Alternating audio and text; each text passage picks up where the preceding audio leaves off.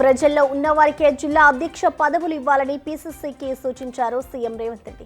ఇప్పటివరకు పార్టీ అనుబంధ విభాగాల్లో పనిచేసిన 36 మందికి నామినేటెడ్ పోస్టులు ఇచ్చామని అన్నారు.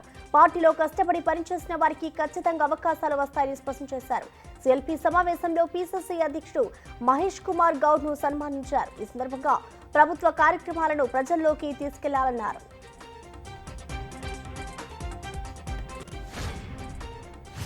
గత ప్రభుత్వం తిరుమల ప్రసాదంలో కల్తీ పదార్థాలు వాడినట్టు ఇవాళ తిరుమలలో శాంతి హోమం, పంచద్రవ్య సంప్రోక్షణ చేపడుతున్నారు. తిరుమలను పూర్తిగా ప్రక్షాళన చేసి టెంపుల్ పవిత్రతను కాపాడడమే లక్ష్యంగా 3 రోజుల పాటు పవిత్ర యాగం చేయనున్నారు. ఉదయం 10 గంటల వరకు శాంతి హోమం, పంచద్రవ్య సంప్రోక్షణ జరగనుంది. విమాన ప్రకారం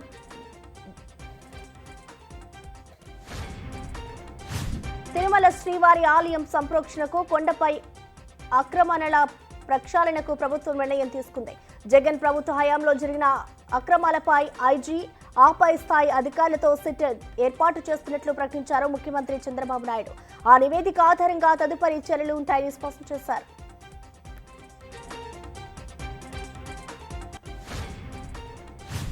megastar Chiranjeevi Guinness book of world records లో స్థానం సంపాదించడం పట్ల ఆయన సోదరుడు AP deputy CM Pawan Kalyan స్పందించారు. తన అన్నయ్యకు విశిష్ట ఘనత లభించడం పట్ల హర్షం వ్యక్తం చేశారు. ఈ మేరకు ఓ ప్రకటన విడుదల చేశారు. అన్నయ్య చిరంజీవికి సినీ ప్రపంచంలో రికార్డులు, విజయాలు కొత్తవి కాదని, ఈ రోజు అన్నయ్య పేరు గిన్నిస్ బుక్ ఆఫ్ వరల్డ్ రికార్డులో లిఖితం కావడం ఎంతో ప్రత్యేకమన్నారు.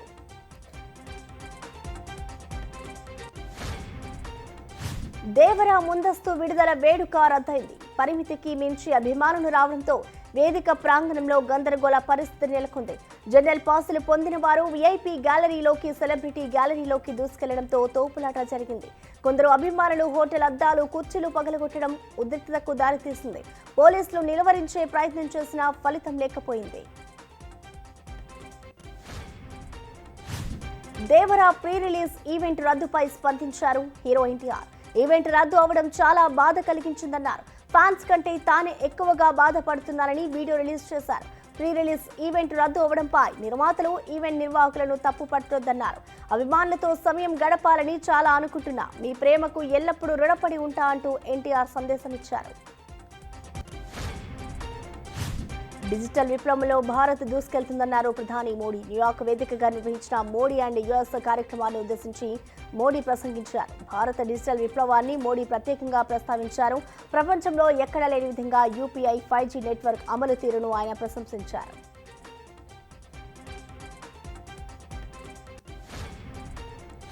రాజస్థాన్లోని అజ్మీర్ జిల్లాలో షాకింగ్ ఘటన జరిగింది. 2 వర్గాల మధ్య ఘర్షణ చోటు చేసుకుంది.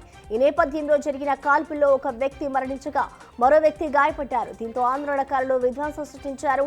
బుల్డోజర్తో పాటు పలు వాహనాలను ధ్వంసం చేశారు. జైన సమాజ్ గ్రూపునకు చెందిన స్థలంలో నిర్మాణంపై 2 వర్గాల మధ్య వివాదం తలెత్తింది. శ్రీలంకకు నూతన అధ్యక్షుడు వచ్చేశారు. శ్రీలంక అధ్యక్ష ఎన్నికల్లో మార్కిస్ట్ నేత అనుర కుమార దిశనాయకే విజయం సాధించారు. నిన్న చేపట్టిన ఓట్ల లెక్కింపులో దిశనాయకే అత్యధిక మెజారిటీ సాధించి అధ్యక్ష పీఠాన్ని కైవసం చేసుకున్నారు. మొత్తం పోలైన ఓట్లలో 42.31% ఓట్లు అనుర కుమార సాధించినట్లు ఎన్నికల కమిషన్ ప్రకటించింది. ప్రస్తుత అధ్యక్షుడు రనిల్ విక్రమసింఘే తొలి రౌండ్లోనే పోటీ నుంచి వైదొలిగారు. ఇరాన్లోని బొగ్గు గనిలో మిథేన్ గ్యాస్ లీకేజ్ కారణంగా భారీ పేలుడు సంభవించింది. ఈ ఘటనలో 51 మంది మృతి చెందారు, 20 మంది గాయపడ్డారు. ఇరాన్లోని దక్షిణ ఖురాసాన్ ప్రావిన్స్ లో ఈ పేలుడు సంభవించింది. ప్రమాదం జరిగిన సమయంలో దాదాపు 70 మంది ఉద్యోగులు సైట్లో ఉన్నారు. గనిలోని 2 బ్లాకులలో పేలుడు సంభవించింది.